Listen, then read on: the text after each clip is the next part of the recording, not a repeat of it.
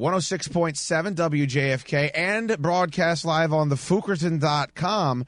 We have a very special guest joining on the show. Anyone that's listened to the show before, logged on to my website, knows that my favorite game of all time in the history of video gaming was the award-winning Bioshock for the Xbox 360, recently ported over to the PS3. Game sold millions of copies, and what turned out to be the main villain in the game was Frank Fontaine. We are joined by the voice of Frank Fontaine right now. Greg Baldwin joins us on the show. Greg, what's going on, man? Oh, man, not much. It's hot out here in Southern California today. It's like 95 degrees. It's ridiculous. Southern Cal. So this voice stuff, I was looking at your IMDb. It looks like you make a pretty good living doing this stuff. Yeah, I'm not complaining. It's nice work if you can get it. Yeah, I was just looking at it, and I'm obsessed with Bioshock. I got a million questions for you, but I noticed that you had this Web of Shadows game that you worked on, too, the new Spider-Man game. Yeah, it just came out. Yeah, it looks like it's going to be a smash. We had a chance a couple months back to catch up with Michael Hollick and Jason Zumwalt that did voices for Grand Theft Auto 4.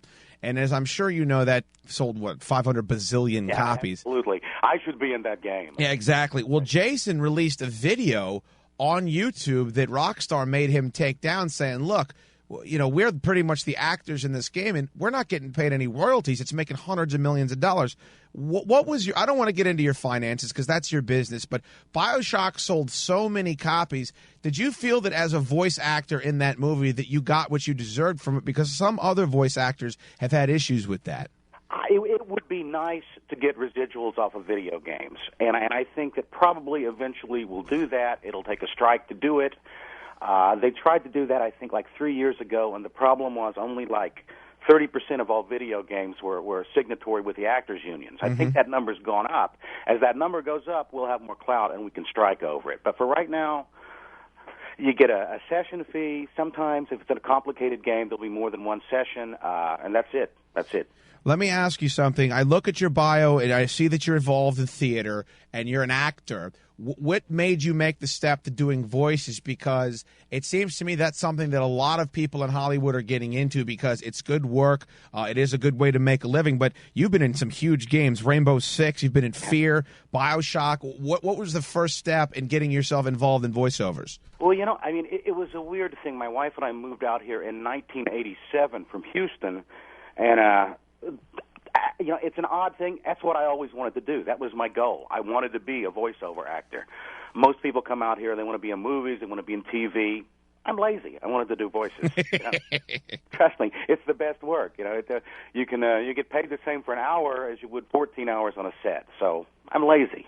Let me ask you about the plot of the game. Bioshock had such an amazing plot, and it really drove the game, and it really, I think, brought gaming into a new light. They've already optioned it for a movie, a big screen adaptation to be directed by Gore Verbinski, who did all the Pirates of the Caribbean films. When you were doing your voice work for that game, were you aware of the plot? Did they give you the full script? Did you know how pivotal your character was going to become by the end of that game? Absolutely. It was interesting because when I went in, ordinarily video games, again, they don't take that long unless you're a main character.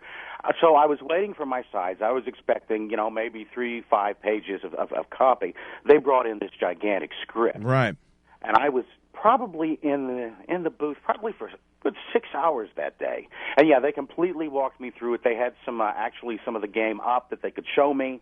And I could see then, I'm like, this is something altogether different. Yes. What's interesting, though, in the game is I'm the voice of Fontaine. I'm not the voice of Atlas. I read for Atlas when I was in the booth originally, and I guess they used somebody else for Atlas because when I did Atlas, it was sort of a country sort of voice. It was, would you kindly? Yeah. And it's like, no, it's an Irish guy now. It's like, wait a minute, I wish they'd asked me to do an Irish guy. I could have done one if they'd asked me. The one part that I wanted to ask you about, because when we booked you on the show, I went back and replayed through the game, because when it initially came out, I beat it 7 times, and every time I beat it, I found new plot points and new different pieces of art throughout the game, and it was really, really just had a lot of replay value. But the moment, and this is getting nerdy, and for those of you that have played the game, you know what I'm talking about, when Atlas finally reveals that he is, in fact, Frank Fontaine, is that you doing the transition where you say, nice work, boy-o? Because when I remember first playing it and that starts happening, I remember getting goose flesh on my arms and my hair is going up because I realized that there was going to be some sort of plot twist right there. Was that all of your voice work right there? It had to have been the other guy because when I did it, he wasn't Irish. It was a Southern accent. Okay. It was not Boyo. And also I had a lot of business partners in my time. They actually do slow me down a little bit, and I think they manipulate it electronically a little bit. But no, it couldn't have been me because it wasn't Irish. It wasn't Boyo. Okay. When you do the voice of Fontaine, there's so much dialogue, and I actually found that if you do different things in the game, there's dialogue that maybe you didn't hear the first time you went through. How many different pages of script did you actually have? Because Fontaine doesn't rear his ugly head until I would say the last third of the game, but he ends up being the main villain. How much actual script was there for you? Probably. Well, the script was huge, but most of it was Atlas because Fontaine came at the very end. So I would say probably for Fontaine, maybe a good 20 pages. And I'm guessing it was December in 2006. Wait, remember there. The video games are interesting. I mean, I'm in the Spider-Man game, but I don't remember who I am. I'm a villain. I remember that, but okay. I don't remember which one. Did you get a feeling, though, because the game came out and immediately all the hardcore gamers were in love with it, but then it won. Spike TV gave it the best game of the year. It won Best Xbox 63 Game, Best Original Score. It won so many awards. As you were making it and you're doing your part and you were laying down the Frank Fontaine voice work, did you get a sense of, geez, we're really building something here that's going to be quite monumental? Absolutely. When they showed me some of the game, it was like visually, I've never seen anything like this. Mm-hmm. And then they're talking me through the script, and it's like, oh my God, this is amazing. This is video games on a level that we really haven't seen before. Yeah, I think so. I think I definitely had a sense that this was going to do well.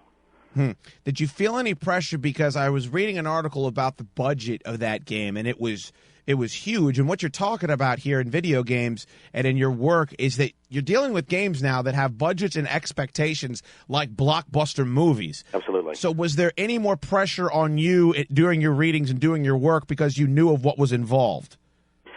I don't think so. I mean, you're expected simply to be a professional, and I'm always, because I've done television animation as well. You know that there's money on the line, and you certainly don't want to have to take too many takes to get the thing across because time is money. Yeah, I think pretty much on anything I do, there's that sense. I knew that it was going to be something big just from looking at it and reading the script. But in terms of the time is money, finances, it was like every other game. It was like I better damn well do a good job in here, or they won't hire me again. Yeah, absolutely. Now I have to ask you, the teaser for Bioshock 2 went up. Have you heard anything about that yet?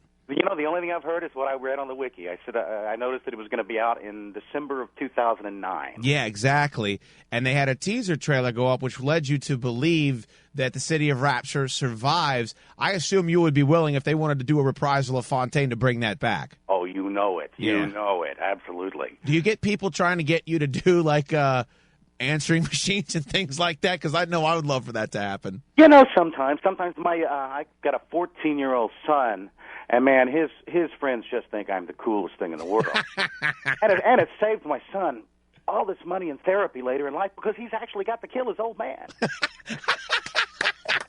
Great way to put it. What are you working on now, Greg? I know you got Web of Shadows coming out. What are some of your other stuff you're doing right now? I am, next Wednesday, I'm taping an episode of Clone Wars, which I'm pretty excited about. Oh, wow.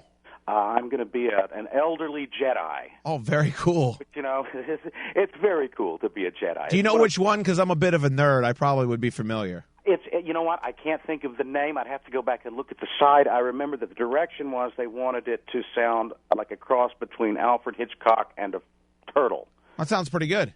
I don't know how a turtle sounds, but I must have sounded enough like a turtle. Fair enough. Now, this is very hack, and I apologize, but one of the things we'd like to do is on our website is when you log on to it, that we can play an audio file. Okay. So is there any chance you could say, hi, this is Greg Baldwin from Bioshock, and then would you kindly log on to the Fukerton.com? Is that possible? You got it, baby. No problem. All right. At your earliest, go ahead and shoot. We'll record it right now. All right. Just log on to Fukerton.com. The Fukerton.com, yeah. Fukerton.com. Thank you. Hi, this is Greg Baldwin. I'm Frank Fontaine from Bioshock. Would you kindly log on to the Fukerton.com? That's phenomenal. Thank you so much. I appreciate that. Hey, the pleasure's mine. Hey, Greg, we'd like to check in with you, man, with your future projects. Obviously, you cover a lot of stuff that's right in our wheelhouse. So if you don't mind, we'll call in and check in from time to time. I'm always available. All right, great. Thank you so much. Greg Baldwin, voice of Frank Fontaine and Bioshock. I really appreciate you coming on the show.